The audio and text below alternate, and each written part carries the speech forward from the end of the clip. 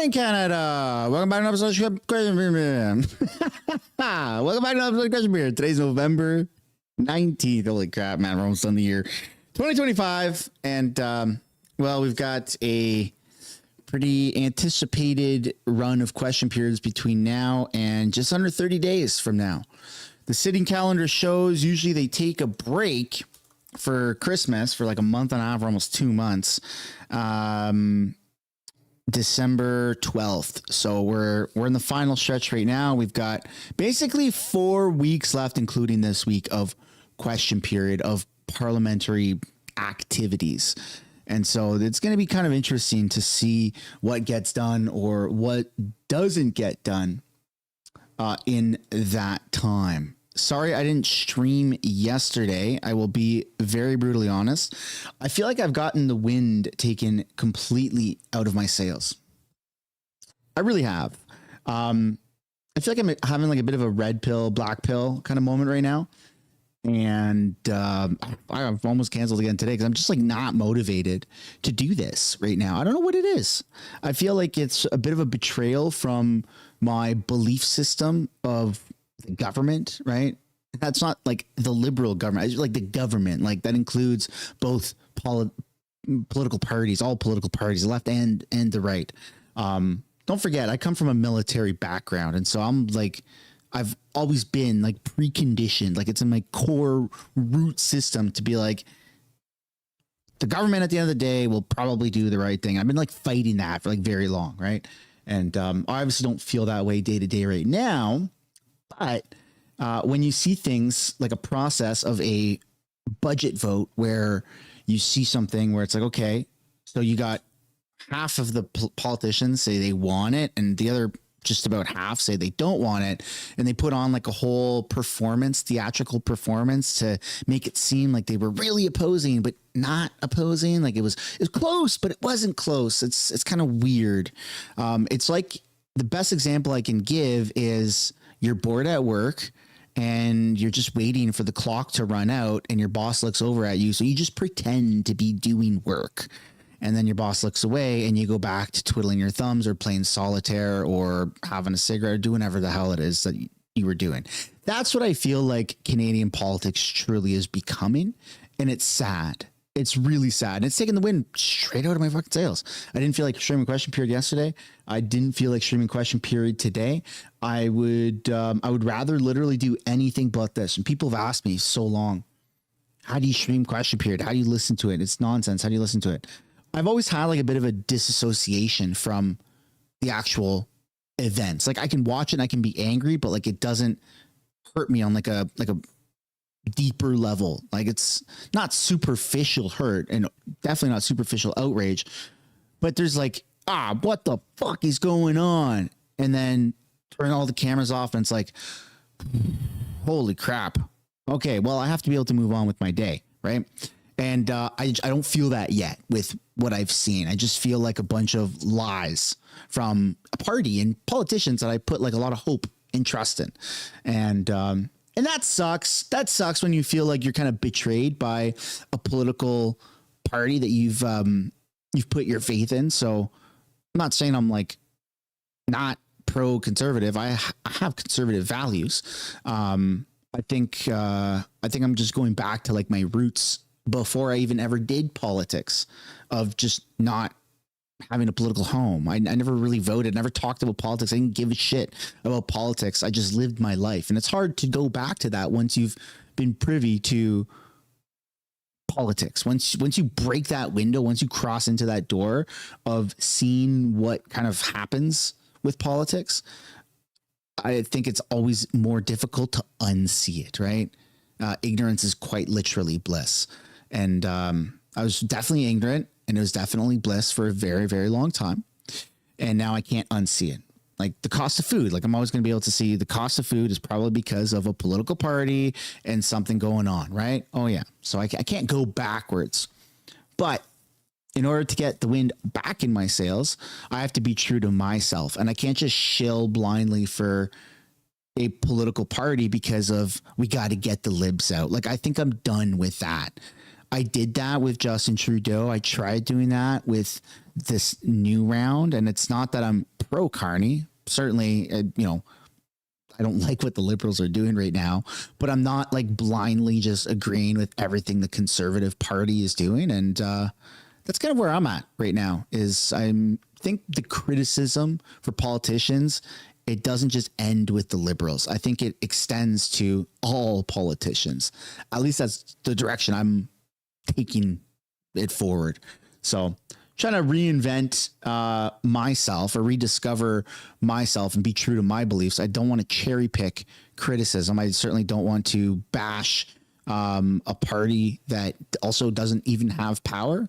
But if they're doing stupid things, the way Jagmeet and the NDP always did stupid things, then I have to be true to myself, my beliefs, and be able to call that out. And so that's kind of what I'm coping with right now is if you want just like blind cheerleading for a political party, then maybe me as a person is not the best fit. There's certainly a lot of other people that are fit that category significantly better.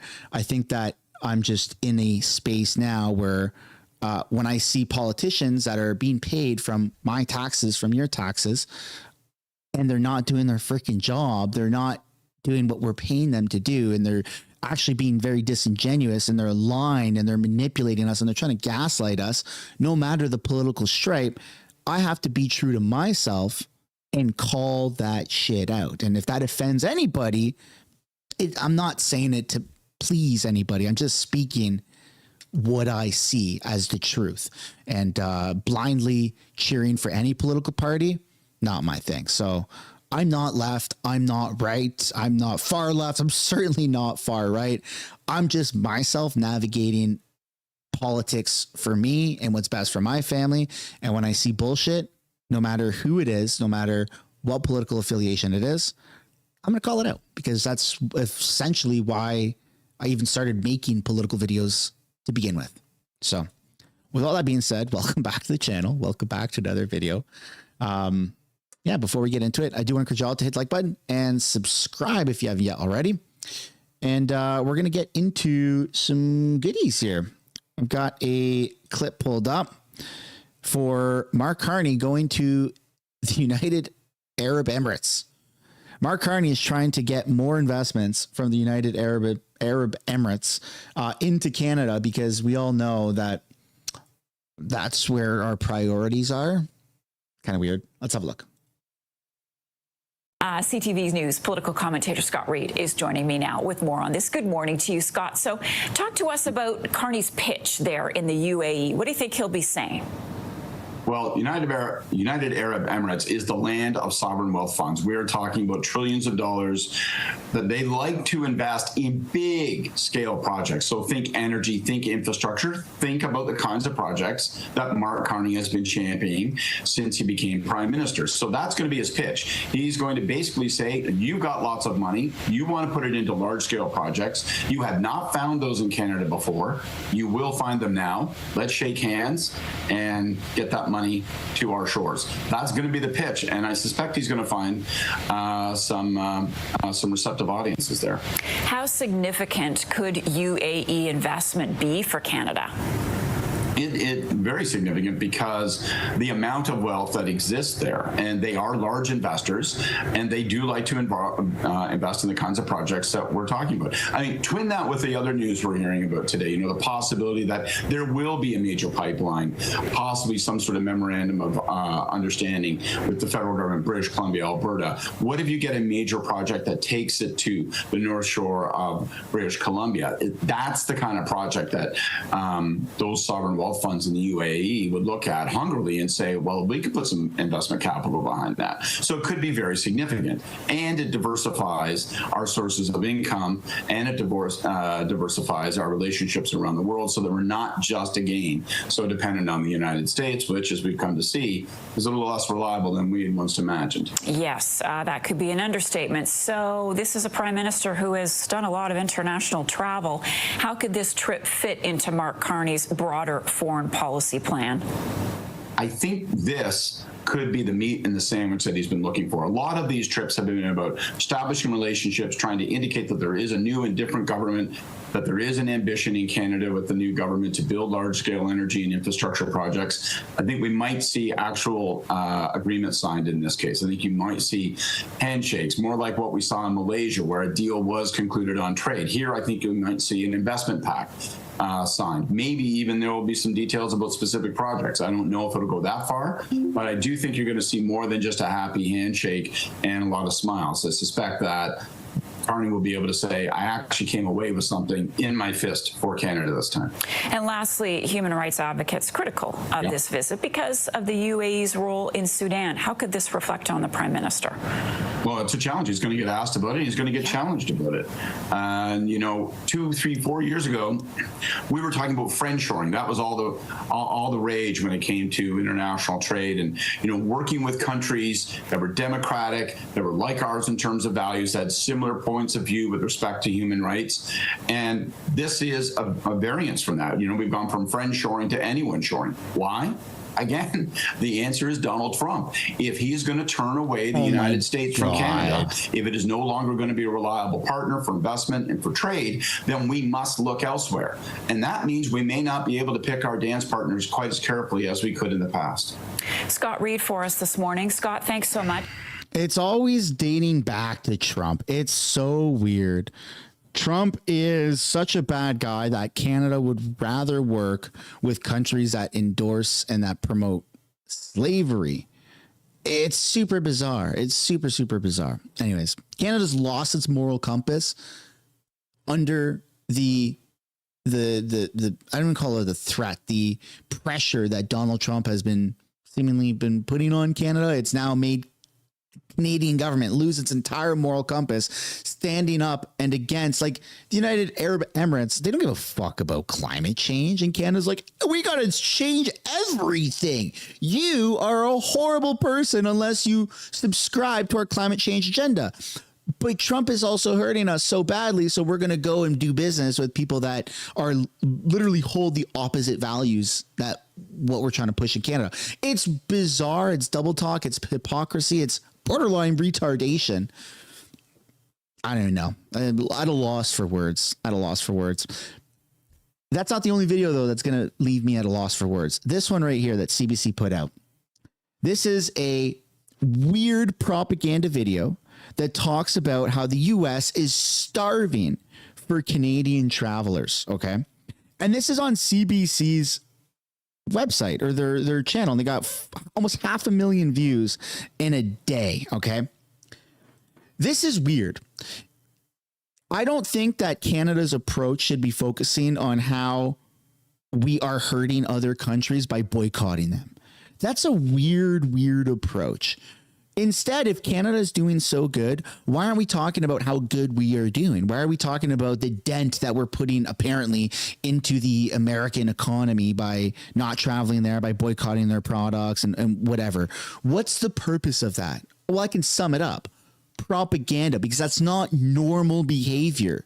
That's not how a country uplifts itself, by trying to tear something else down, which probably isn't even 100% factually correct to begin with. So let's have a look at the propaganda. We pay for it. We might as well watch it, right? I'm just going to come right out and say it. The Canada-U.S. relationship isn't great right now. Donald Trump declaring on social media that he's officially called off trade talks with Canada. Our relationship with the United States will never again be the same as it was. The relationship between its people isn't great. From the very top, Donald Trump, Mark Carney, this icy toast immediately after Trump recently called off trade talks, but right down to regular people like you and me. And I especially mean that if you're Canadian like me. Because look at these bars, round-trip car trips by Canadians to the U.S. Those are COVID numbers over there. You kind of expect those to be low, but 2025, year one of Trump term two, that's a massive cliff. The latest data showing a more than 30% drop in traffic. With everything going on in the U.S., I feel like a lot of Canadians kind of want to stay home. Won't be going to the U.S. No. We're not going to America. We're not spending our money there. It's Canada first, baby. Yeah. I mean, it's funny when people say we're not going to America, we're going to boycott America, when so many of your products, so many companies, so many of your services are actually tied to even America. You invest in Canadian stocks, You go in the Canadian stock market, the Toronto Stock Exchange, you invest in companies. A lot of those companies and are ETFs, right? Like the big Vanguard ETFs and stuff that have a conglomerate of all the companies put together for an easy portfolio. And those are all American. Like Canada is tied at the hip to America, whether you like it or not. And saying, yeah, we're not going to America. Dude, half the shit you own is somehow filtered through the United States. But yeah, sure. Have this little purity moment within yourself, this little virtue signaling moment within yourself to try and make yourself seem better than others. I can tell you why Canada is not going to America. Our dollar is absolutely horrible. It's like 71 cents exchange with the American dollar. That's insane. When our dollar was weaker to the American dollar, like I think it was in the 90s, 80s, 90s, early 2000s, like there was a point where Canada had a better dollar than America, and you had a lot of people that lived in border towns that would jump into America, do a bunch of shopping and bring it back, right? And then when the American dollar surpassed the Canadian dollar, things were just so much cheaper in America anyways that the conversion didn't really make much of a difference, right? So you would go and you'd buy, a pair of shoes in Canada, it'd be like $100. But then you'd go in America and it'd be like $60 for that same pair of shoes in American dollars.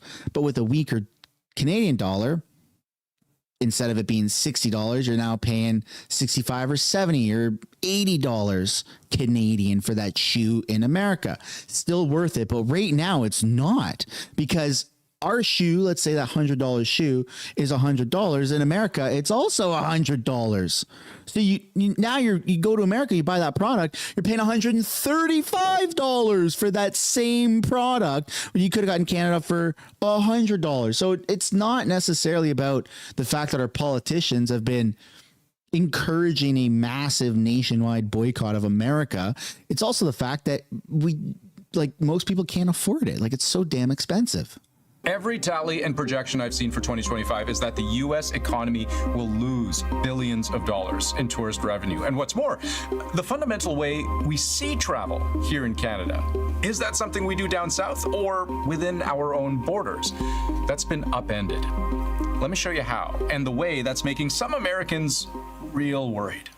Truth is, California just of course it's California without Canada. Thank you, Canada. Of course it's California, huh? Oh my goodness. I don't want to go to the U.S. now because of your 50% state talk, because of the trade war, the tariffs. Yeah, and well, fear I understand that. Look, I understand that. It's something that will get worked out. There's still great love between the two countries. Yeah, so maybe not. Let's talk about the Canada-U.S. border. In April, new rules kicked in, where if you're a Canadian staying longer than 29 days in the U.S., you need to register your presence with the U.S. government. That means getting photographed and fingerprinted. For some, that's no big deal. A recent Angus Reid poll suggested somewhere up to a third of Canadians are relatively unbothered by any of that. But I just went to America. I just went to Hawaii, okay, with my family. And we didn't have to get fingerprinted. I don't even know if my wife's ever been to America. I've been to America many, many times in the past. So maybe I was fingerprinted way, way, way back in the day. I have no recollection of that. But my wife, I don't think, has ever been. And my kids have never been. They're young. So we never got fingerprinted. We had to stand in front of a little webcam camera, like you take your passport photo, but on the American side, and they take a photo of you, and that's it. That's kind of standard crossing into another country, but never fingerprinted. And I just went to America. the other 2/3, somewhere between concerned and this feels invasive. I felt ambushed because it happened so. Oh, it's more than 29 days. Okay, no, I was not 29 days. It was like 15 days. Quickly, and I was not given a choice to have the picture taken. I don't like it. I don't like that they're taking so much information from us. It's a little unnerving. I think everything he's doing is kind of helping to... Okay.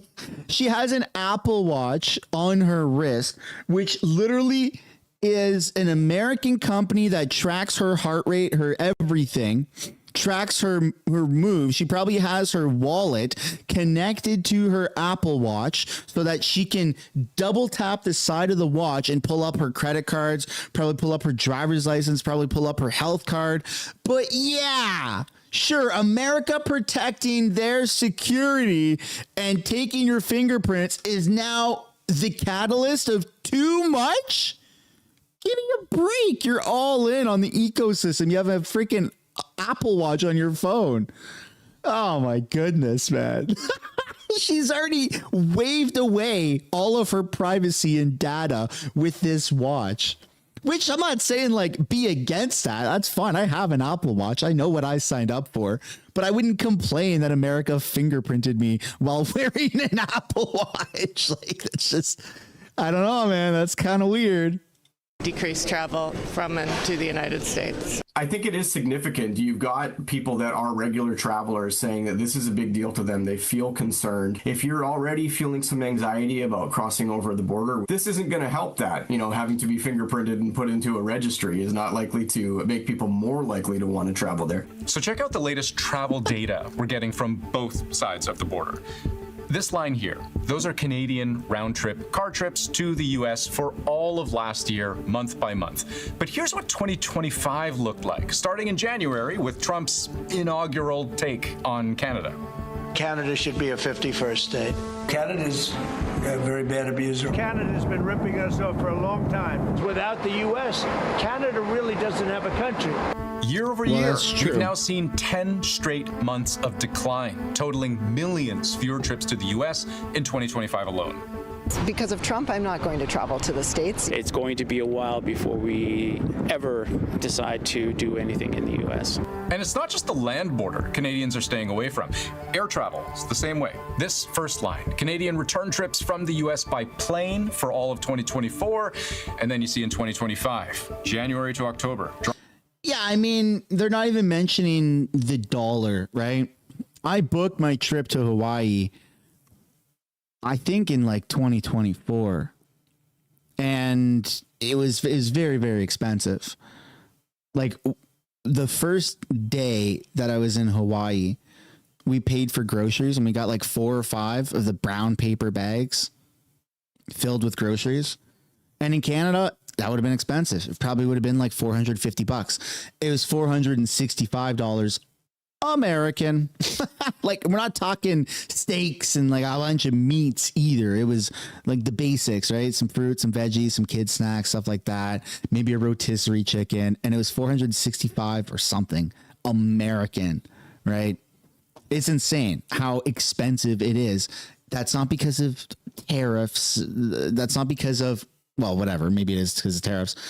It's because of our dollar. Okay. Our dollar has become so bad when you compare it to the American dollar that people are just realizing shit's not affordable right now to go to America. Sure, there are some people that are heavily against America because of Trump and because they're told to by state funded media like CBC to boycott America. But it's just, it's expensive right now. We go through waves like this time and time again throughout history.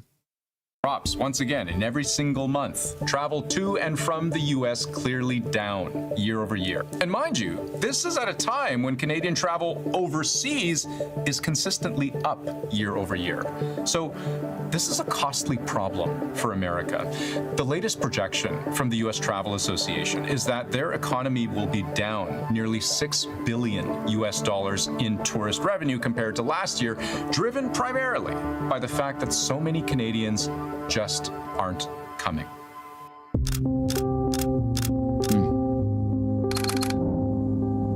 Now, just so we don't risk blowing this out of proportion, when it comes to America's economy as a whole, tourism and travel is just one piece of the puzzle, right? Because consider juggernaut industries like finance and real estate, professional services like law, consulting, marketing. There's government work, the entire manufacturing sector. All of those dwarf travel and tourism, which is mostly in this bucket right here, but even then only a part of what's listed there. So I most often see tourism as being responsible for around 3% of US GDP. But 3% of $30 trillion is still almost $1 trillion. And indirectly, maybe there are a couple trillion more in economic spin-offs. So that's a lot of livelihoods on the line. You are looking at a multi-billion-dollar industry. Literally about 1 out of 12 American jobs are related to travel and tourism. And Canada is a key part of that. While most travelers within the U.S. are American, Canada is the single biggest outside source of visitors. Just over. That is true. That is a fact. I mean, every time I go to America, I meet so many other Americans that are traveling within America, right? You can do that. It's a lot easier to travel within America than it is within Canada. Like a flight from LA to Florida, you could do it for like $200 round trip. Whereas you try to go from anywhere, you know, Midway, BC, like even Kelowna to Vancouver and back or something, right? That's not that far apart. You're still paying the same $200 or probably. Vancouver to Toronto across half of the country, not the whole country. It's but just over half of the country, right? And you're looking at several hundred, if not $1,000+ Like it's so expensive to travel within Canada. So that's a problem right there. We have monopolies. We don't have enough. We don't have enough airplane companies. Gas was really high. It is coming down. Our hotel prices are still very high. Like there's a lot of things in Canada that prevent Canadians from wanting to travel within Canada. And if our dollar was so good, if it was really truly Canada first, then why isn't the CBC talking about how travel within Canada is an all-time high? Notice how they didn't say that? They said travel to Europe is still doing really well, probably because there's incentives to do that, right? There's probably cheaper flights and some sweet deals that you can get to do that. But I haven't heard them exactly say that Canadians traveling within Canada is at an all-time high. Canada first. Woo! I don't think I've heard that. A quarter of all international visitors to the U.S. come from Canada.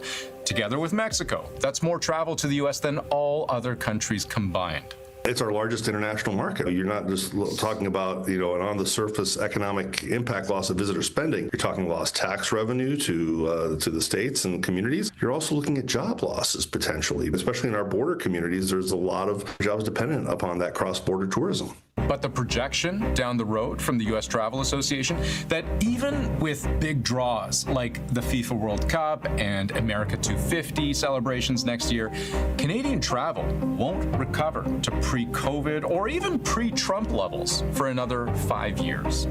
We have seen a 50% decline in our Canadian members. We just had a large festival last weekend, and 50 or 60 of the ticket holders just did not come. So American businesses have been doing what they can to win Canada back. If you come from Canada with a Canadian driver's license or a passport, or you use that goofily delightful Canadian accent, we'll give you a 30% discount. Figure the top destinations for Canadians are New York, Washington, Florida, washes and out the California. exchange. From those states, we've seen ad campaigns specifically targeting those Canadians they can't afford to lose. From New York, just an hour outside of Montreal. To our neighbors in Quebec, we know travel choices can be complicated, but if you're looking for a getaway that still feels like home, Plattsburgh and the Adirondack Coast are here for you. From California, an ad that almost sounds more like... Do you see what they're doing here? Am I tripping out? Or is this like subliminal messaging? We know California is a blue state. We know Washington's a blue state. We know New York is blue. Florida is a red state. And I get that it's just like a subtle little thing, right? But when you go back, blue in America is Democrats, right? And red in Canada is Liberals. And on the map, if I can find it, they used red for like certain parts, like Montreal. They had highlighted red as like a liberal city. Am I tripping out, or is that just like little subliminal messaging there?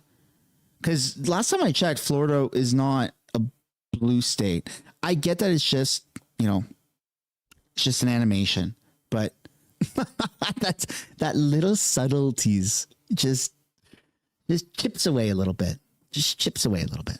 You're looking for a getaway that still feels like home. Plattsburgh and the Adirondack Coast are here for you. From California, an ad that almost sounds more like an apology than an invitation. Without you, we wouldn't be as beautiful. And we wouldn't be as full-bodied. Or delicious. And that messaging comes right from the top. The Golden State and Canada have always shared so much in common. Sure, you know who's trying to stir things up back in D.C., but don't let that ruin your beach plans. It's like this very intentional effort to say, Canada, we're not Trump's America. California, it's the ultimate playground, 2,000 miles from Washington and a world away in mindset. Because here in California, we've got plenty of sunshine and a whole lot of love for our neighbors up north. But there's a problem here, because all of these ads I've just shown you are from months ago. If they're having an impact, I don't know if I'm seeing it. And that might be because American cities and states, they're not just up against this monumental push effect of Donald Trump on Canadians, steering them away. They're also contending with the pull of a country that, for Trump's entire second term, has been trying to get its own people to stay. And now is also the time to choose Canada. It might mean changing your summer vacation plans to stay here in Canada and explore the many national and provincial parks, historical sites, and tourist destinations our great country has to offer. Being our own best customer will put more of every public dollar back into our economy. And this appears to line up with how Canadians feel. According to an Angus Reid survey, standing up for Canada was a top reason Canadians gave for why they're planning to travel to the US less. And when asked, so then, where are you going instead? Tied for the number one answer was travel within Canada. So 87% of those travelers say that they'll find somewhere else to go, and Canada is tied for the top destination alongside just other destinations outside of North America. Okay, so that right there, again, they don't have the data to back up their thesis. They're saying that Canada is so pro-Canada first and sticking it to America that Canada will now make sure that its number one travel destination isn't solely Canada, but it's tied with other countries that just aren't America. That's weird. If Canada truly was going through this revolutionary Canada first moment, it wouldn't be tied with Europe and other countries. It would be like 80% of travel and tourism now from Canadians is within Canada and not externally, not even closely tied with any other countries. Just propaganda, and let's just debunk it, right? Because it's weird. I don't doubt for a second that there aren't hundreds of thousands of people, maybe even a couple of million, that are like, we're absolutely not going to America. But they still buy products from America. They still use Amazon. They still use probably Uber. They still do things like Netflix subscriptions. Like they're still using American stuff. So it's all weird posturing. Either you're all in on the boycott or you're not in at all. And these people are just, going through little tantrums, adult tantrums, and it'll all balance itself out quite soon. But I'd love to know what you guys think down below in the comments about that. Next up, we're going to take a look at question period, ladies and gentlemen. The House is open and members are talking. So without further ado, let's get into the debate, shall we? At 3.4%, and food prices have risen nearly 40% faster here than in that of the United States. Ironically, this Prime Minister can't even fault Justin Trudeau for today's mess because he was a principal advisor for that government as well. The budget was his chance to finally deliver relief.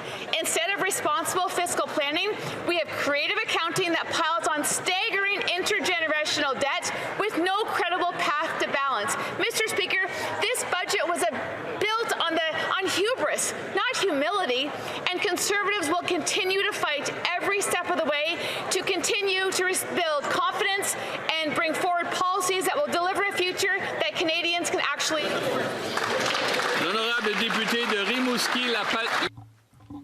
The Honourable Member for Rimouski, La Matapédia.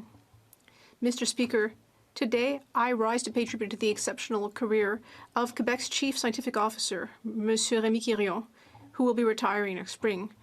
He was appointed in 2011, and he was the first person to hold this position.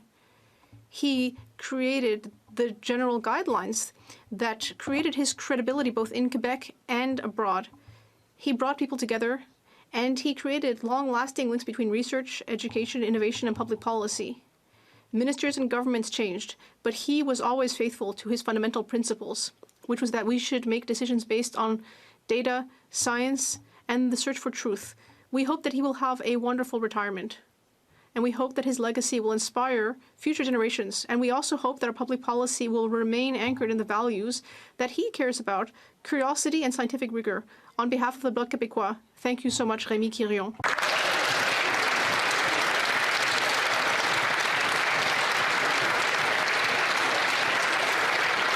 L'honorable député de Québec Centre. The Honourable Member for Quebec Centre. Mr. Speaker, today I would like to thank CAC Bitume, an urban ecology collective, which has been working to support people in Quebec City for 14 years in creating a more eco-responsible type of life. This organization carries out collective and urban gardening initiatives. It also trains people in eco-citizenship. And it has a community composting network with 34 sites and 18, in fact, in the beautiful riding of Quebec Centre. And I would also like to mention the many volunteers who work hard to support CAC Bitume. I'd like to thank this organization and all of its partners. I'd like to thank them for their leadership. The organization is something that we are all proud of in my riding. The Honourable Member for Red Deer. Mr. Speaker, Canadians are facing another costly Liberal budget that will keep cost of essentials like food and fuel high and eat away at the hard-earned savings of the people The of Red Deer. Conservatives bashing the Seniors on budget fixed holds income no tell me they weight. can I'm barely sorry. eat. They had And an young opportunity people to say it's top it. They impossible had an to get ahead opportunity to and not start a abstain. family. Canadians can't take more careless Liberal spending, while jobs are lost Well, and you the should have done Prime something Minister about jet them, sets around the Burton. world with nothing to show for it. Finch credit rating says since the Liberal government blows through its fiscal anchors, federal finances run high, a risk of further deterioration. If the credit agency scoring the government wasn't bad enough, the nonpartisan parliamentary budget officer says with Budget 2025, the government abandoned the previous fiscal anchor. To reduce the federal debt to GDP ratio over the medium term, noting that this metric is key for financial stability. No wonder this Prime Minister wants to fire. The Honourable Member for Whitby. Thank you, Mr. Speaker. Today I rise to celebrate Leo Plu, Whitby's 2025 Peter Perry Award recipient, which is the highest distinction in our town, recognizing true dedication to community building. For over 40 years, Leo has created opportunities in the classroom, inspiring thousands of students and driving change in Ontario's high schools through e-learning. His vision reaches far beyond the classroom. Leo brought the Ability Center to life, a national beacon for inclusive spaces, and helped secure Whitby's critical care hospital. Once complete, it will provide essential health care for families across Durham region. He also supports children with complex needs as the chair of Grandview Kids and as a board member of Sloan's House. Leo shows leadership is not about titles, it's about changing lives. Congratulations, Leo.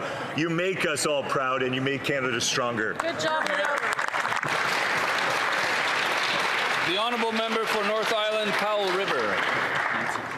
In Powell River, one of the local communities that I represent, 2 hydro dams have provided a clean, reliable, and cost-effective source of electricity for over 100 years. Electricity that powered the local pulp mill, created thousands of jobs, and quite literally built this amazing and beautiful city.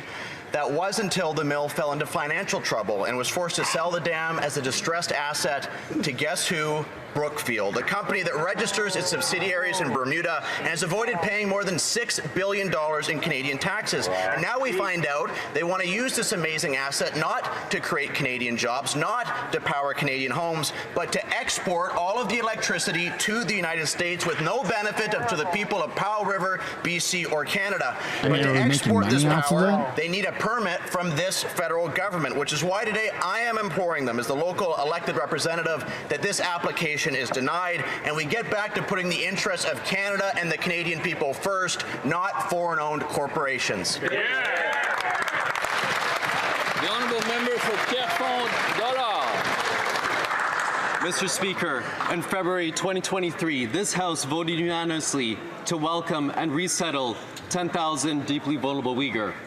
That vote was a historic moment for this Parliament and for the Uyghur people. According to the United Nations, the Uyghur people are still subject to grave and serious crimes against humanity. We must say this. We must acknowledge it. We must recognize it. Thankfully, a few deeply vulnerable Uyghur people have arrived in Canada. The refugees I have met are deeply grateful to Canada and Canadians. They have told me that for the first time, they know what safety and security is. Some of those Uyghur refugees are here on the Hill today. We will be holding a reception, and I ask all parliamentarians to attend. To the Uyghur people listening, I ask you to remain steadfast and resilient. Continue speaking up and sharing what's happening to your people. To the MPs who have supported this just cause, thank you. Merci, Monsieur le Président.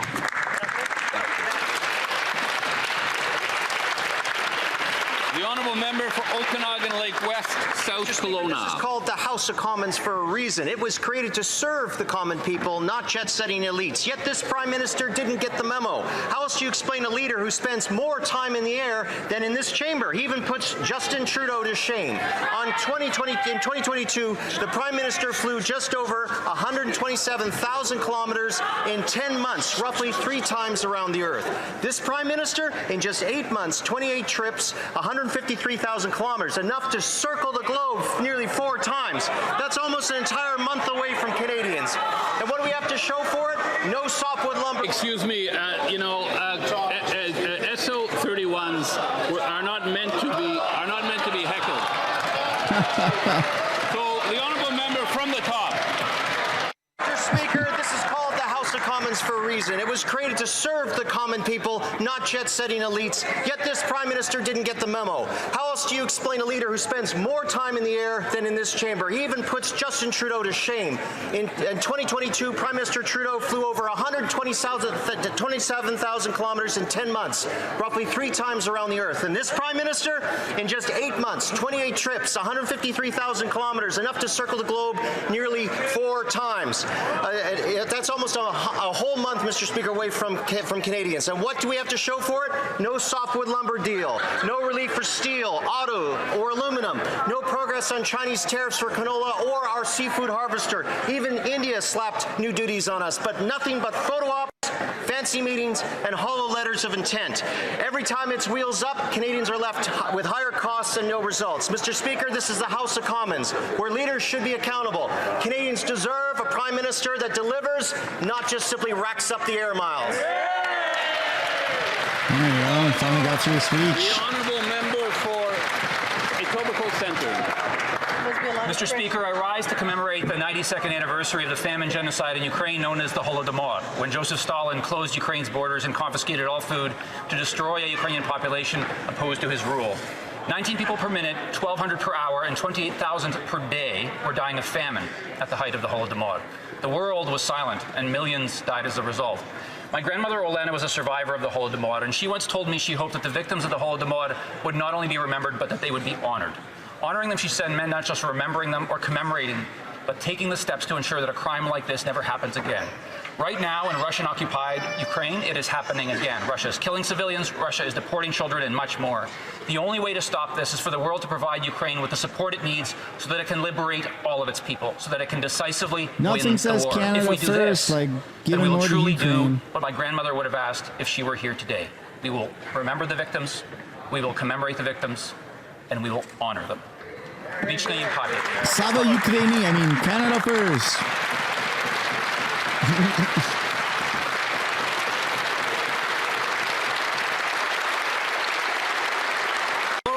questions. Questions Four orales de questions. Honorable Pierre Poilievre.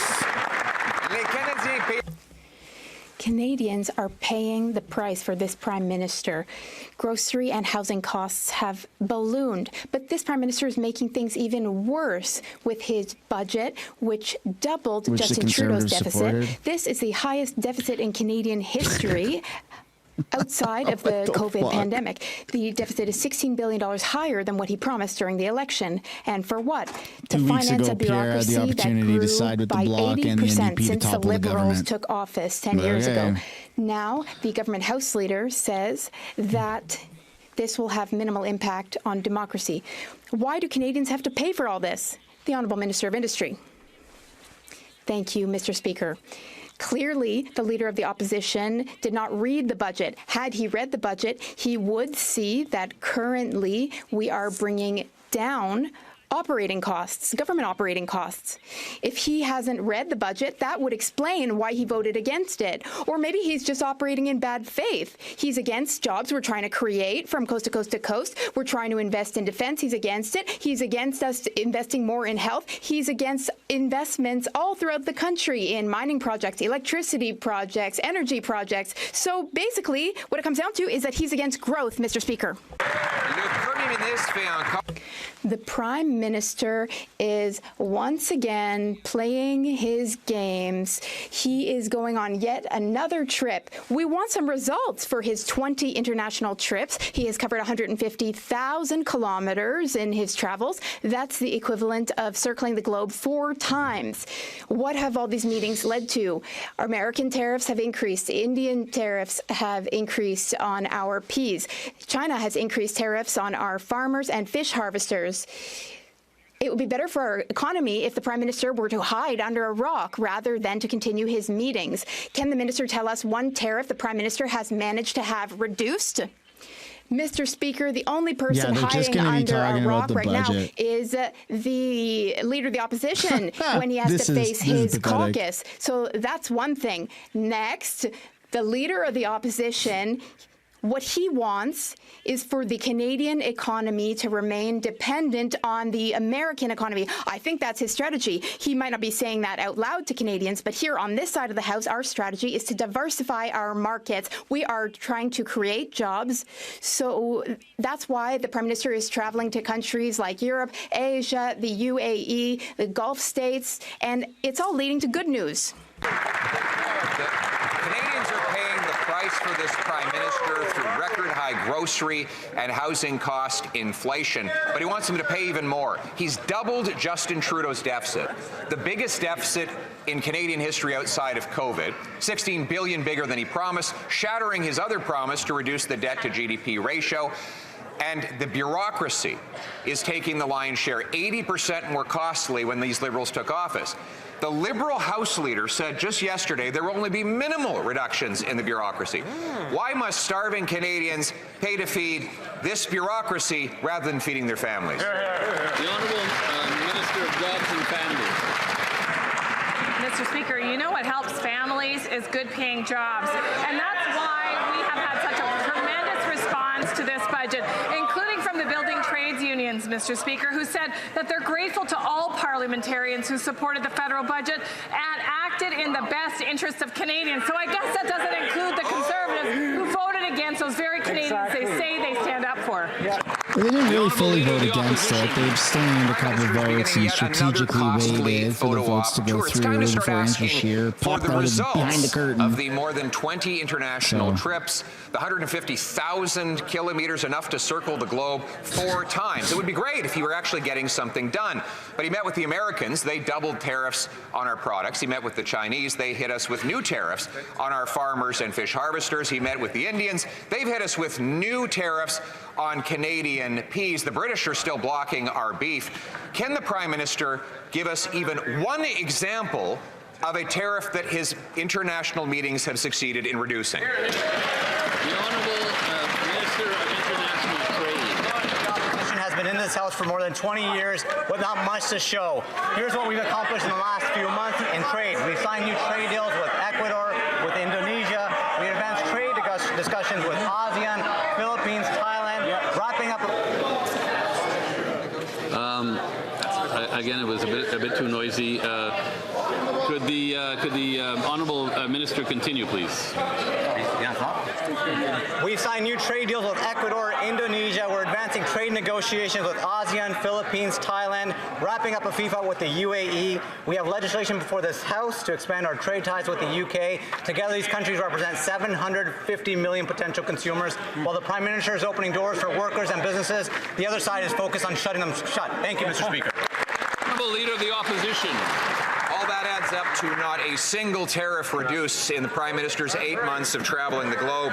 And now let's move on to his costly agenda on pipelines. In June of 2014, the Conservative government approved a pipeline from Alberta to the Pacific. November 29, 2016, this Liberal government canceled that pipeline, ordering the Energy Board to dismiss it.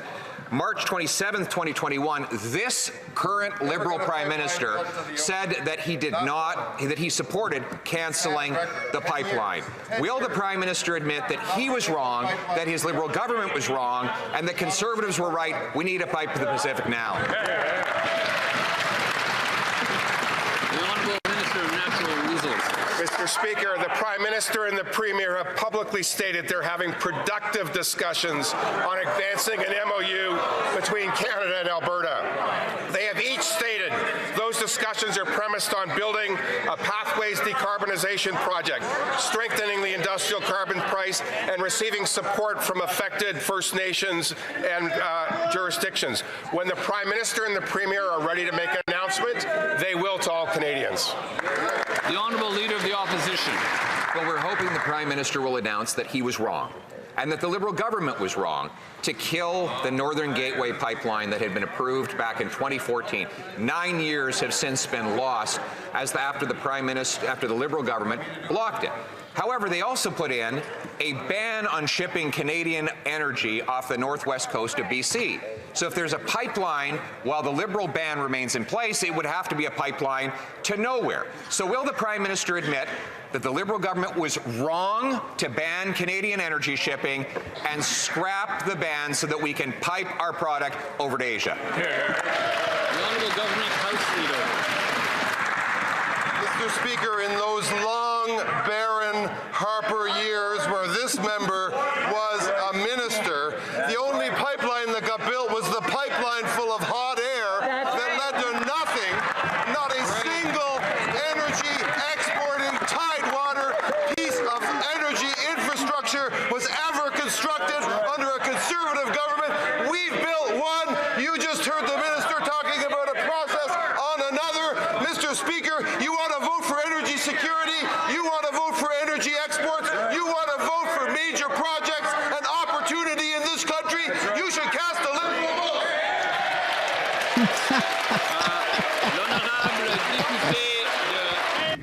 The Honourable Member Holy for... crap. And now the Conservatives are overly enthusiastic about something.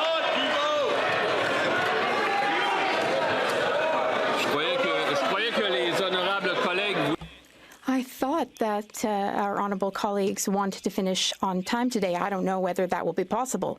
The Honourable Member for Belleuil-Chambly. Mr. Speaker, the Minister of Heritage yesterday announced $500 million per year for agriculture in the budget, but he could have announced $1.5 billion.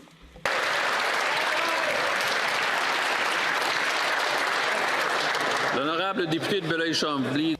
The Honourable Member for Belleuil-Chambly. From the top, please. In the budget, the Minister of Heritage announced $500 million a year. Mr. Speaker, can you get them under control? He could have announced $1.5 billion for taxpayers had he not cancelled the tax on web giants. Multinationals would have paid that. They don't pay taxes in Canada, and now Canadians and Quebecers are paying that, and they're losing $500 million. Am I supposed to congratulate him on that? The Honourable Minister of Identity and Canadian Culture. Mr. Speaker, I would like to correct the Bloc Québécois leader's facts. We did not announce $500 million for arts and culture. In fact, we invested $770 million for arts and culture, which is the most ever in Canadian history, but the Bloc Québécois voted against that. There's $6 million for the Arts Council per year. The Bloc voted against that. $150 million for Telefilm Canada. The Bloc Québécois voted against it. $26 million for the National Film Board. That's the biggest investment in the National Film Board in Canadian history. The Bloc Québécois voted against that. The Honourable Member for Belleuil-Chambly. The Minister lost $1.5 billion that could have gone to arts and culture. Now, here's a question for my colleague about the lack of funding for private radio and television. The minister said that he's giving $150 million to Radio-Canada and CBC. I was a CBC commentator, a Radio-Canada commentator in the past, and I have the utmost respect for everyone who works at CBC Radio-Canada, but am I supposed to congratulate him on totally scrapping any support for private TV and radio? The Honourable Minister. Mr. Speaker, the Bloc Québécois leader was president and CEO of ADISC. In this budget, there's there's significant funding over the next 4 years, and there's $38 million a year for local media in this budget. The Bloc Québécois voted against that. Millions of dollars are going to Québécois through this budget. The Bloc Québécois voted against that. Mr. Speaker, the Bloc Québécois voting against all that, well, it's outrageous. The Honourable Member for Belleuil-Chambly. Mr. Speaker, the Minister of Heritage was, in the past, president of Équiterre.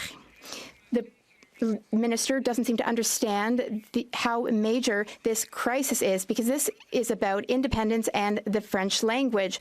$150 million to Radio-Canada is not enough.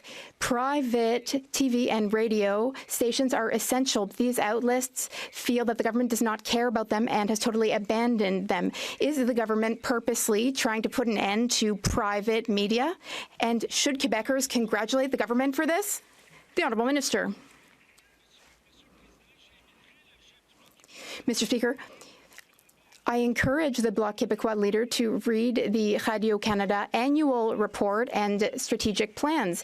It was just published, and it's written clearly that Radio-Canada CBC will invest in creating new local stations throughout Canada, including in Quebec. We're investing $150 million in CBC Radio-Canada. The Bloc Québécois voted against that. It's the biggest ever investment in Quebec's culture.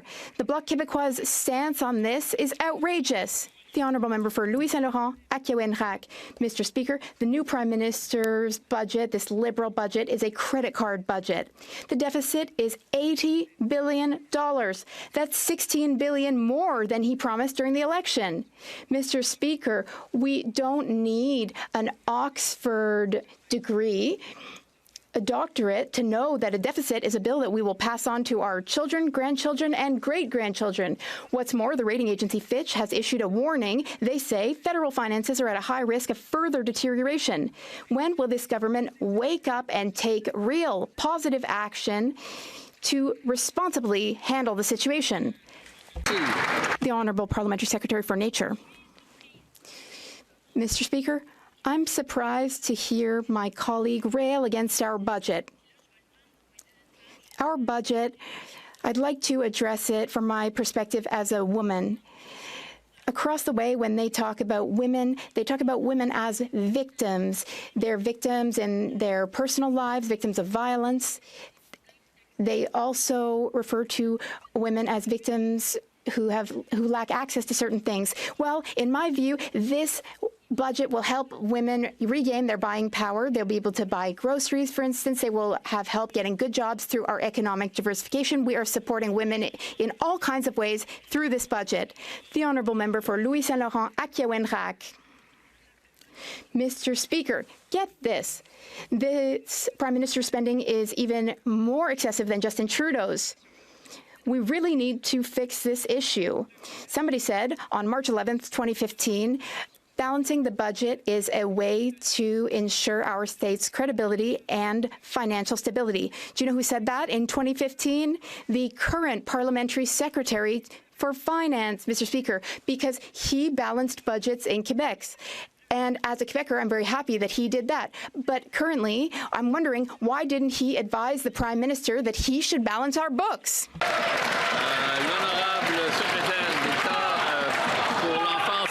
The Honourable Secretary of State for Children and Youth.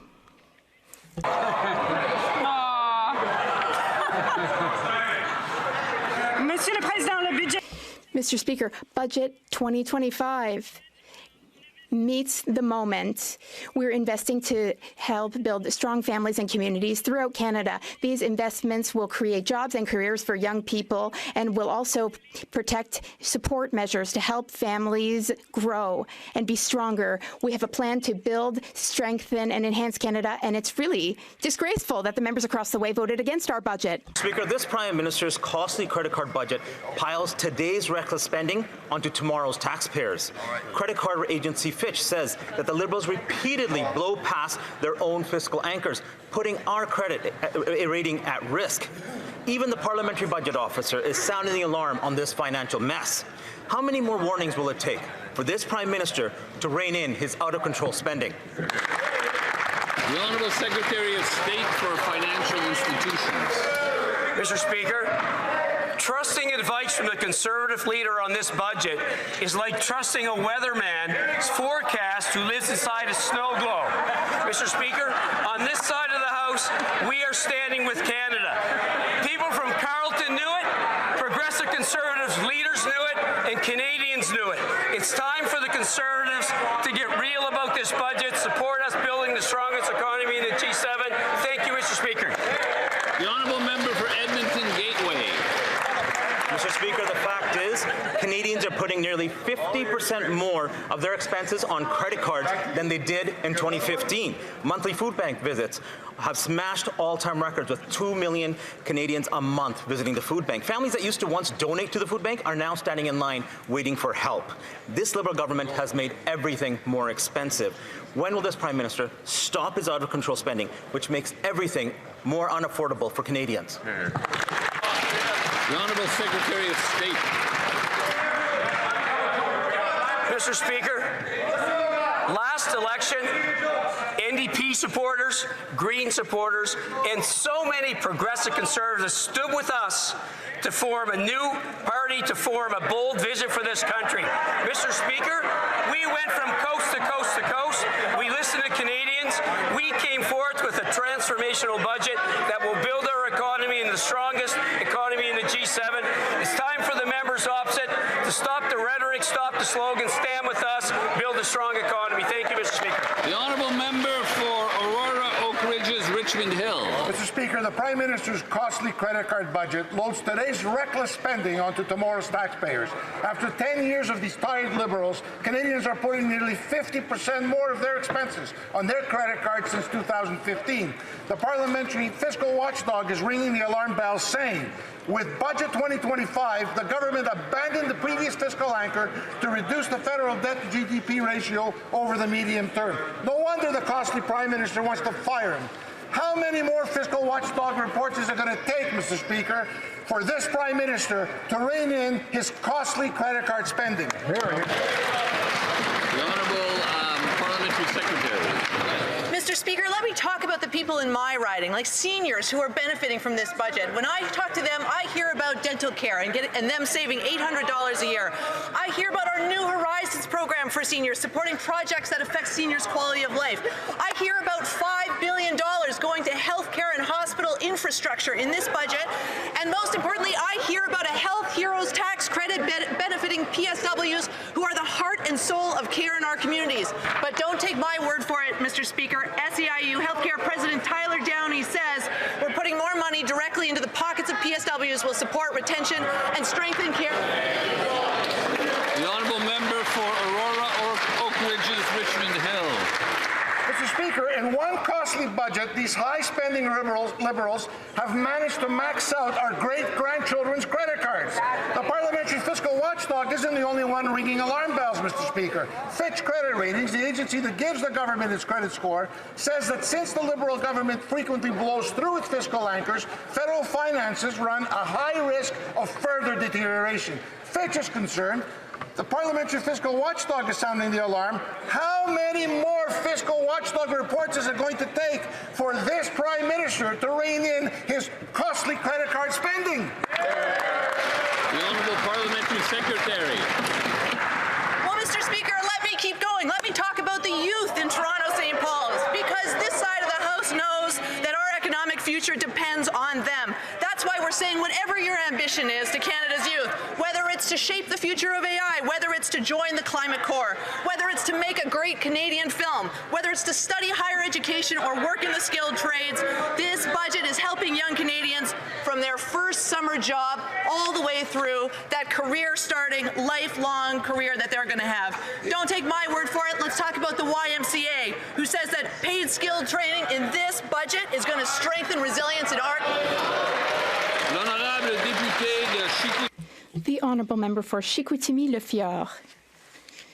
Mr. Speaker, the Prime Minister is treating this budget like a credit card with no limits. In fact, the Parliamentary Budget Officer has confirmed that the government has abandoned its fiscal anchor. In my riding in Saguenay, there is a factory that's closing. Multiple families are losing their livelihood. They don't know how they will pay bills. Meanwhile, our Prime Minister is spending recklessly. Why does the Prime Minister continue to endanger our public finances? The Honourable Minister of Indigenous Services. Thank you, Mr. Speaker. We should be talking about Indigenous families living in the regions in Quebec. Families in my riding, for instance. They want this budget, a budget which enhances and protects programs for vulnerable people, especially vulnerable people in their communities. Meanwhile, the opposition voted against that, Mr. Speaker. Now, all this business about spending on a credit card, isn't it really just defending and protecting Canada? The Honourable Member for Belleuil-Chambly. Mr. Speaker, loyalty is a virtue. I am loyal to Quebec and to Quebec's sovereignty. The Minister of Economic Development seems to be loyal to the Liberal Party of Quebec and to Pablo Rodriguez, whose loyalty to financing has been exposed today. But his loyalty to federal Liberals makes him say some bizarre things.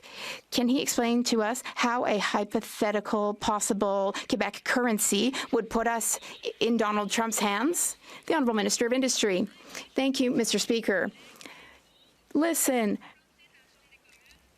I'm happy that the member is speaking to the Parti Québécois' new idea for a Quebec currency, because Quebecers are very worried. They can't believe people are talking about losing our purchasing power, about a third referendum, about a Quebec currency, at a time when the American president is threatening Canada's sovereignty. It's shocking that some are proposing weakening Quebec and handing the reins over to Pierre Saint-Paul Plamondon so he can make a currency. It makes no sense, Mr. Speaker. The Honourable Member for Belleuil-Chambly. We can hear the ghosts of Jean Chrétien and Jean Charest visiting us here at Parliament. It's clear that the stronger the country, the stronger its currency. So the member could, if she would like, do an internship with the member for Mirabel. But here's my question. According to her own logic, should Canada not give up its own currency and start using American currency? The Honourable Minister of Industry. Mr. Speaker, this is fictional politics, but fine, because it helps people in all party caucuses to understand what's going on within the Bloc Québécois caucus and the Parti Québécois caucus in Quebec. One thing is clear, we have 44 Quebec MPs. We will do our utmost to defend our economy. We will invest in jobs, and we will ensure that at the end of the day, Canada's sovereignty is even stronger, Mr. Speaker. Every time the Prime Minister flies flies out of this country for another glittering photo op, things get worse for Canadians. He went to China and came back with more tariffs on Canadian canola. He went to the U.S., came back with double the tariffs on cars and triple the tariffs on steel and aluminum, and now the two sides aren't even talking. And then he went to the U.K. and he still couldn't land a basic deal for our pork and beef farmers. Why is it that every time the Prime Minister boards a plane, Canadians get sacked with a bigger bill? The Honourable Government House Leader. Mr. Speaker, the Deputy Leader of the Conservative Party should ask the question in reverse. Why is it when the Leader of the Opposition flies out of this city to far-flung places across our vast and grand land, his polling results go down every single time that he lands at a great Canadian airport, Mr. Speaker? The Deputy Leader should demand more of her leader, should demand bigger results of her leader. The Deputy Leader needs to step up, Mr. Speaker. The honourable member for Thornhill. A lecture from a government that cannot close a deal on canola. They cannot close a deal on softwood lumber, on autos, on steel, on aluminum, on basically every export that is the backbone of the Canadian economy. The Prime Minister sold Canadians hope and he didn't deliver. And then he used that broken trust as a reason to collect more stamps in his own passport. He's jet-setting on another taxpayer-funded vacation to Dubai, where jobs in Windsor and Oshawa are going south. Is the Prime Minister obsessed with foreign travel because he likes spending other people's money, or is it that he just can't face Canadians at home? The Honourable Secretary of State to the Minister of Finance. Forget Canada has a AAA credit rating. Inflation has been within the Bank of Canada target range for almost 2 years. Interest rates are down. Job numbers are exceeding expectations. And Budget 2025 makes generational investments that the head of the International Monetary Fund welcomes. These investments will pay dividends to Canadians over generations in the form of good-paying jobs, affordable homes, thriving and productive industries, resilient supply chains, infrastructure that connects our country and enables diverse trade. The only question is, why do the Conservatives not believe in Canada? The Honourable Member for Chilliwack Hope.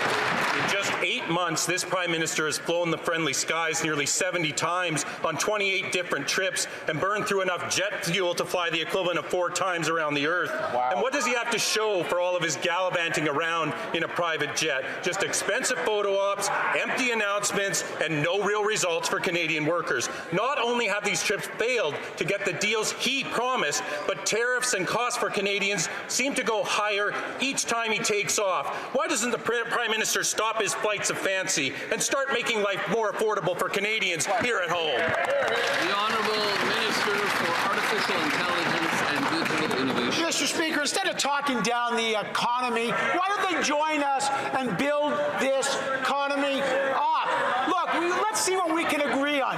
Can we agree that we want to lower taxes for Canadians? This budget did it. They voted against it. Can we agree we want to support innovators, small business and entrepreneurs? This budget did it. They voted against it. But don't take my word for it. Just today, I was speaking with the Canadian manufacturers and exporters, and they represent 10,000 businesses. This budget makes meaningful steps to support manufacturers under pressure. Mr. Speaker, they should join us. Build Canada. The Honourable Member for Chilliwack Hope.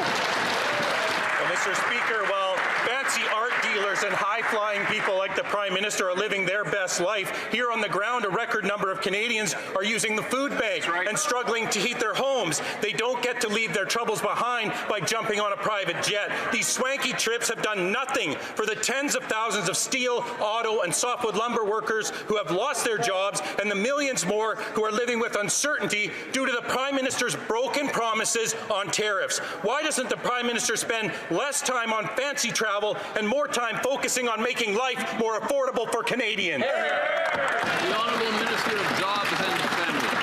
Unlike the members opposite, Mr. Speaker, Canadians know that we need to invest in ourselves, and that's exactly why they've supported this government and why they support this budget, Mr. Speaker. From building trades unions to the YMCA to Canada Food Banks to a variety of different stakeholders that have advocated for the programs and the approach in this budget, people are happy, Mr. Speaker. They're happy with a government that has ambition on their behalf. And Mr. Speaker, we're not going to stop because we are creating the jobs of today and tomorrow.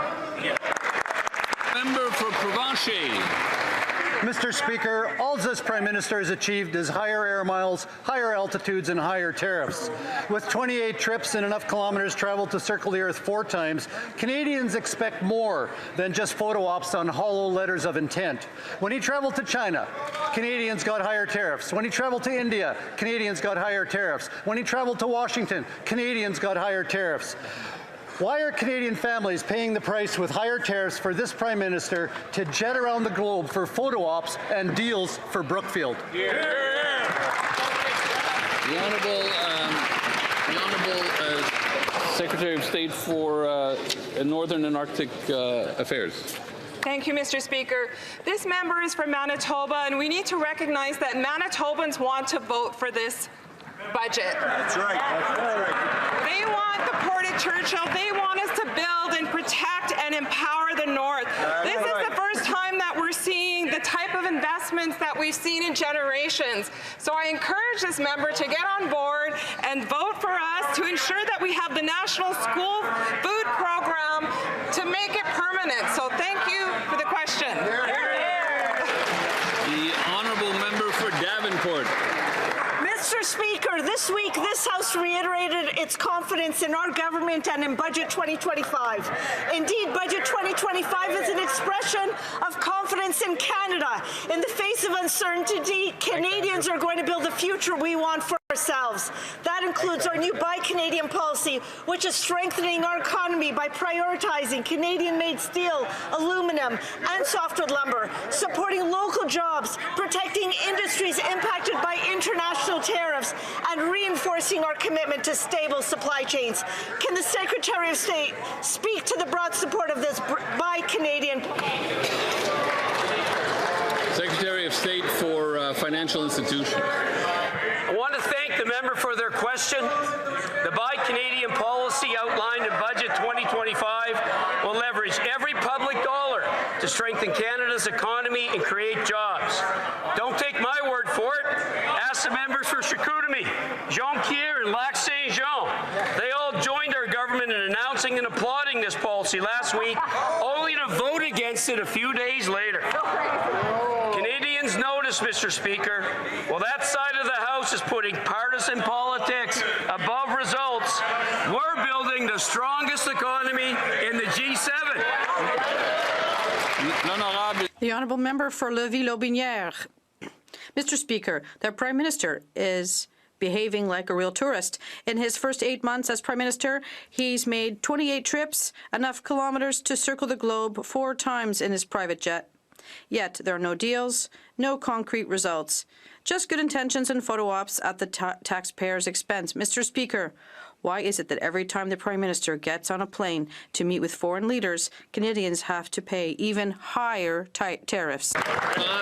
The Honourable Minister of Government Transformation. Mr. Speaker, with all due respect for my colleague, choosing between APM that will visit our allies and trade partners to diversify our markets, and the Leader of the Opposition that spends his time on obscure podcasts to criticize our institution, it's an obvious and simple choice, and that's the choice the Canadians made. We're focusing on market diversification to reduce our dependency on the Americans and support our economy, increase productivity, and build the strongest economy in the G7. Thank you. The Honourable Member for Lévis-Lotbinière. Mr. Speaker, this changed absolutely nothing for the tens of thousands of steel workers, auto workers, and lumber workers who've lost their jobs because of this Liberal government's tariff failures. Mr. Speaker, Canadian businesses are asking for a deal with the United States to ensure the predictability of their revenues. Why is it that every time the Prime Minister stops in a warm country, tariffs go up and Canadians pay?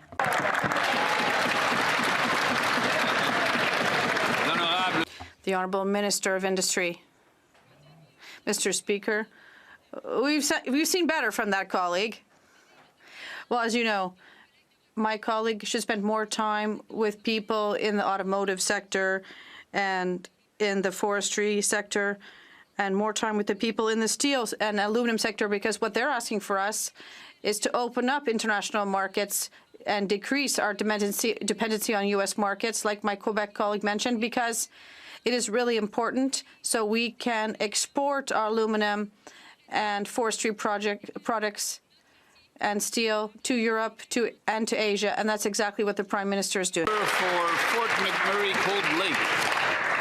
Sometimes you're trying to choose between bills and feeding your kids. That's a direct quote from Thunder Bay mom Cassandra Shedden, who relies on formula to feed her infant child. She describes rummaging around her house, looking for things to sell just so she can put formula in her baby's bottle. Why won't the Prime Minister do something so that parents can afford to buy baby formula? The Honourable Minister of Jobs and Families. Well, Mr. Speaker, nobody should have to feel the fear that Cassandra feels. But I will note what Cassandra also said. She said she could hardly wait till the Canada Child Benefit arrived on the 20th of each month because it helped her feed her baby as she lived on Ontario disability, Mr. Speaker. And that member voted against Canada Child Benefit. She voted against school food, Mr. Speaker. She voted against the very people she has the temerity to stand up and quote in this House. Member for Fort McMurray Cold Lake. Since 2017, inflation on baby formula is double what it is in the U.S. Double. We are overly reliant on imported infant formula, and we only have one plant in Canada, which means every single tax on transportation, every supply chain disruption, every single tariff threat hits Canadian families harder. This is due to a lack of any kind of action from any of these Liberals for the last 10 years. Will they finally make this a priority so that parents can afford to feed their babies formula? The Honourable Minister of Jobs and Families. Speaker, maybe the member didn't read the article where the Canada Research Chair, Ms. Leslie Frank, said that the Canada Child Benefit should be increased, which, by the way, it is every year, Mr. Speaker, because it's pegged to inflation, where the experts said that formula should be produced in Canada. In this budget, we have money for innovation in agriculture, Mr. Speaker. How does that member think that Canada will be able to do anything if she votes against Canadians' interests time and time again? The Honourable Member for Fort McMurray Cold Lake. What's deeply wrong is the fact that parents are waiting every single day for those checks just so they can afford to put groceries on the table. What is deeply wrong is that mothers are begging strangers online for money just so they can afford to buy baby formula. What's deeply wrong is that parents are resorting to buying opened bottles and cases of formula, powdered formula, just so they can feed their kids. This is because of this government's lack of action. So will they actually do something other than just create more bureaucracy? We need action. Hear, hear. The Honourable Minister. Mr. Speaker, members like that one with the fake outrage as their colleagues stand up and vote against the very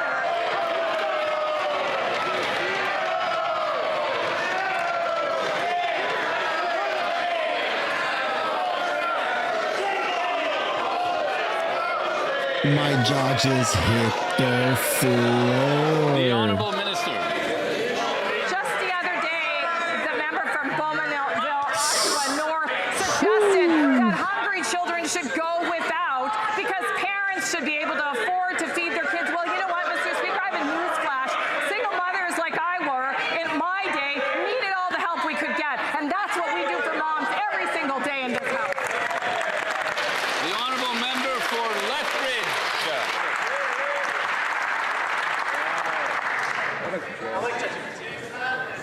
This is from a minister who is completely out of touch with Canadians, who are struggling day in and day out to be able to afford the very basic necessities of life. Meanwhile, the members across the way heckle me while Canadians struggle and are going to the food bank in droves.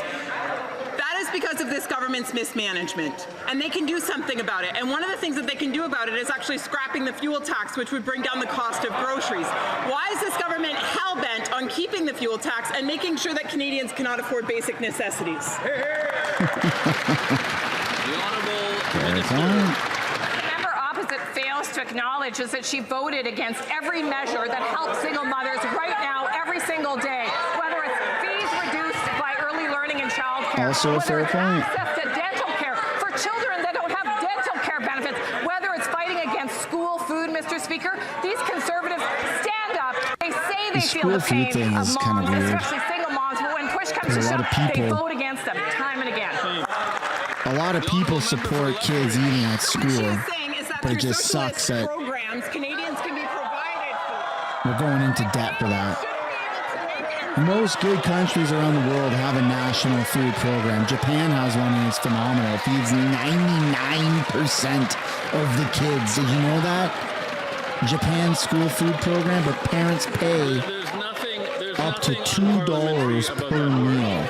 So the parents actually contribute a little bit to the school food program. And then it's government topped up. Not a bad idea. Food prices in this country have risen by 40%, which is way higher than 40% faster than the United States of America, which goes to prove that it has a whole lot to do with this government and its socialist policies. Now, Stats Canada shows that beef is up 17%, chicken is up 6%, apples is up 4%, and baby formula is up 6%. The most stolen item in a grocery store because parents are desperate due to this government's mismanagement. So, folks are suffering. I hosted a town hall last week. Their faces, their stories came forward. These are more than stats, folks. What will this government do about it? The Honourable Minister. Well, Mr. Speaker, that's why I'm so proud to be a Liberal, because Liberals believe in helping each other. We believe that when a single mom is having a tough time, we should be there for her. We believe that when a family's down on their luck, we should have an employment insurance program that helps people out when they lose their job. We believe that when people can't access dental care for sometimes up to 20 years and live in pain, we should do something about that as a country. And you know what, Mr. Speaker? That's what Canadians believe. It's why we're known for our universal health care system, Mr. Speaker, because we care about each other. The Honourable Member for Saskatoon University. This Liberal government is the most expensive in Canadian history. Every dollar the Prime Minister spends comes out of the pockets of Canadians, driving up the cost of everything. Year after year, food costs have gone up, and the Liberals want you to pay more for their food packaging taxes. The Liberal tax on food costs Canadians an additional $5.6 billion a year. Bro, the chick behind him is literally falling asleep. 34%. Why is this Prime Minister keeping the food packaging tax and making Look at everything her. more expensive for struggling Canadians?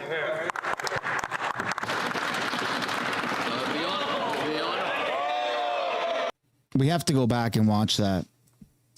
Look at this. I'm sorry, but my camera was in the way. Packaging tax and making everything more She's expensive. dozing for off, struggling bro. Canadians.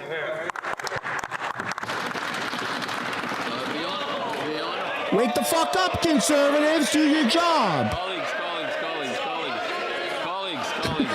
All the member did was stand up. And it's not... Dozing off. I mean, come on. Man, we make fun of the Liberals for that. Mr. Speaker, for 10 long years, I've been telling the people of Saskatchewan that as a result of what the mismanagement under Stephen Harper, Mr. Speaker, this government spent the last 10 years cleaning up Harper's mess, Mr. Speaker, so we can go on a bold new journey, Mr. Speaker. $51 billion set aside to help Canada build their communities. That's an impressive amount of money, Mr. Speaker. The Saskatchewan MP should wake up, vote for the budget, and back up Saskatchewan, Mr. Speaker. The Honourable Member for Calgary McKnight. Mr. Speaker, this Liberal government is the most expensive in the Canadian history. Every dollar the Prime Minister spends comes out of the pockets of Canadians, driving up the cost of everything. The Prime Minister told Canadians to judge him by... Holy shit, dude. Driving up the cost of... Look at the subtitles. The Canadian history. Every dollar. Everything. The Prime Minister. Oh my freaking God, dude.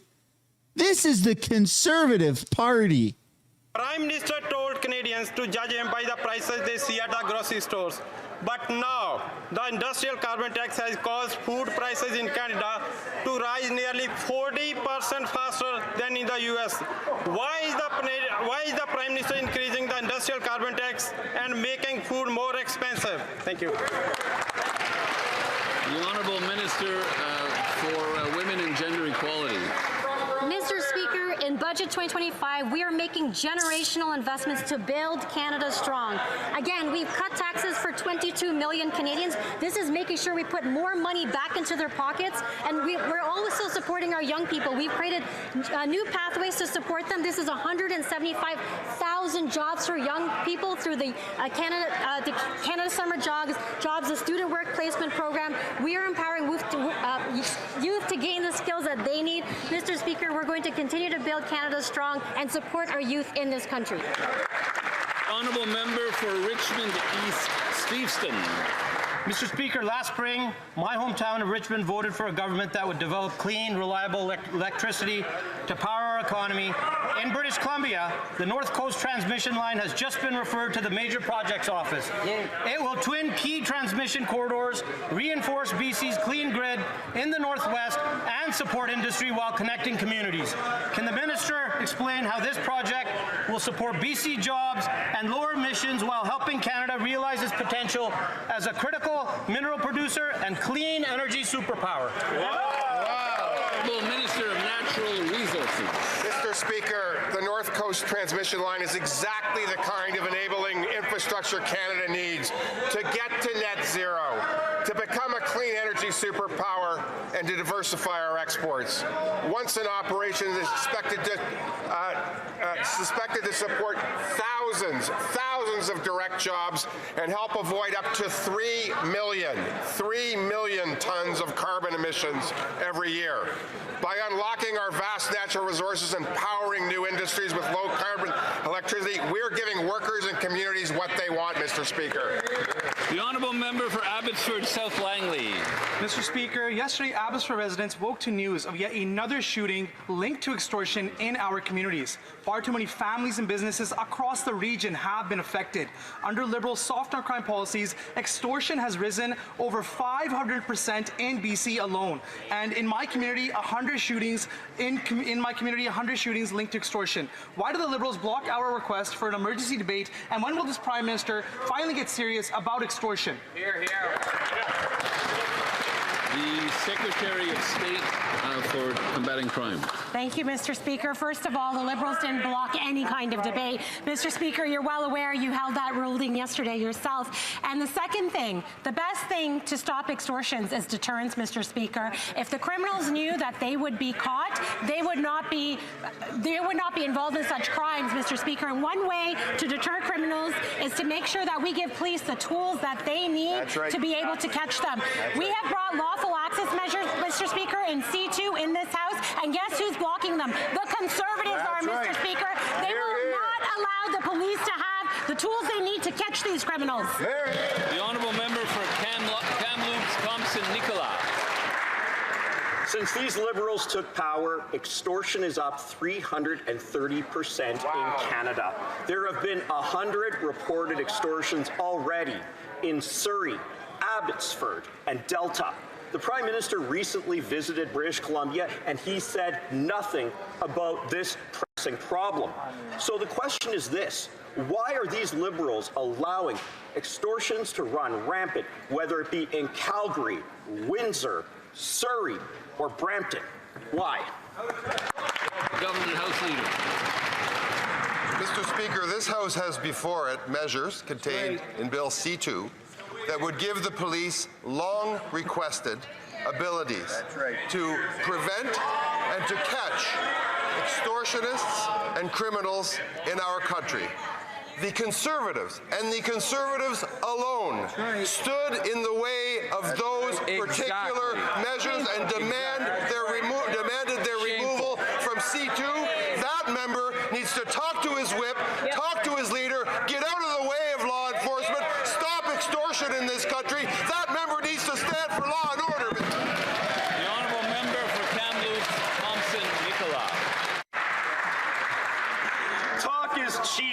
actions speak louder than words. Mr. Speaker, that minister needs to look in the mirror.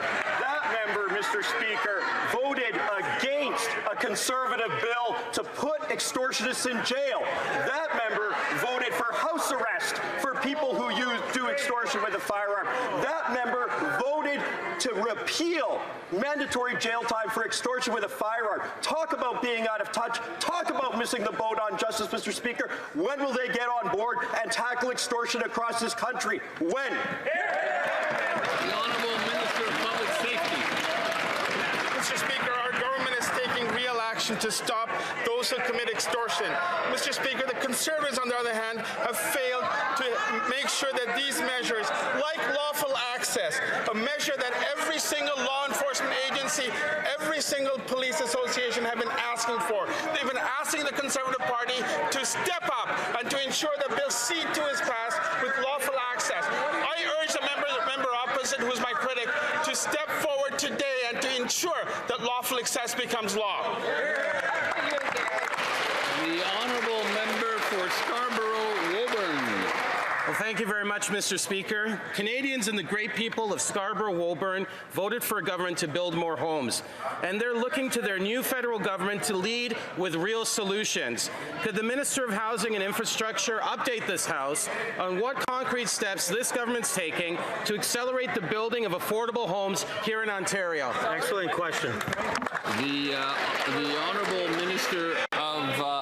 Minister of Housing and Infrastructure. Thank you, Mr. Speaker. I want to thank the member for Scarborough-Woburn for his question and all of his hard work.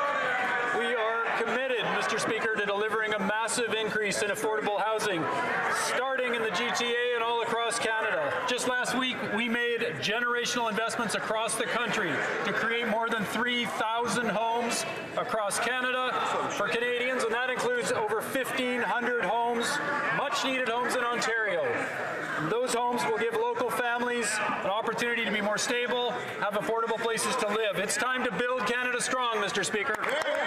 Honourable Member for Long Range Mountains. Mr. Speaker, the $742 million gun grab has been a complete disaster from day one. Wrapped in controversy with leaked audio revealing the public safety minister himself admitted that it won't work. The Cape Breton pilot program reportedly only had 22 firearms turned in. Now, the police chief overseeing the program, who is the brother-in-law of the Liberal member, is suddenly retiring. Will the Liberals finally admit the program is a waste of taxpayers' money, it's failed, and scrap it? The Honourable Minister of Fisheries and Oceans. Mr. Speaker, apart from partisan politics, this member from my province of Newfoundland and Labrador voted against a budget that invests in Canada and invests in our province. She voted against families who receive 46,000 families who will see an increase in the Canada benefit. Families who rely on the food. Excuse me. There is way too much loud heckling coming from that area, and we can't hear the minister, and sometimes we can't even hear members of the colleagues' own party. So would the Minister of Fisheries like to start from the top, please? Mr. Speaker, instead of playing partisan politics, let's focus on Canadians. The member opposite from Newfoundland and Labrador voted against a budget that invests in Canada, invests in our province, in rural communities, roads, bridges, schools, hospitals, invests in families, the school nutrition program, $800 savings a year for a family with 2 children. The family benefit, 46,000 families rely on this, and there is an increase. Shame on that member. The Honourable Member for Vancouver Kingsway. Mr. Speaker, it's been instead don't tell me your values, show me your budget, and I'll tell you your values. The Liberal budget chose to slash public services and cut frontline jobs, but eliminate a tax on luxury yachts and private jets. To cover this blatant gift to the rich, the finance minister claimed the tax cost more to administer than it raised, but that's not true. The luxury tax brought in 20 times what it cost, raising hundreds of millions of dollars a year. What value should Canadians take from the Liberals' choice? The Honourable Minister of Industry. Respect for my colleague, but I think he should call Lana Payne the head of Unifor, which represents the Bombardier workers in Montreal, because following the fact that we changed the tax regime on that particular aspect linked to jets, well, Bombardier announced 600 new jobs in Montreal and Quebec. So obviously, like the NDP, we're in favor of unionized jobs, we're in favor of creating jobs, and we'll fight for these ones.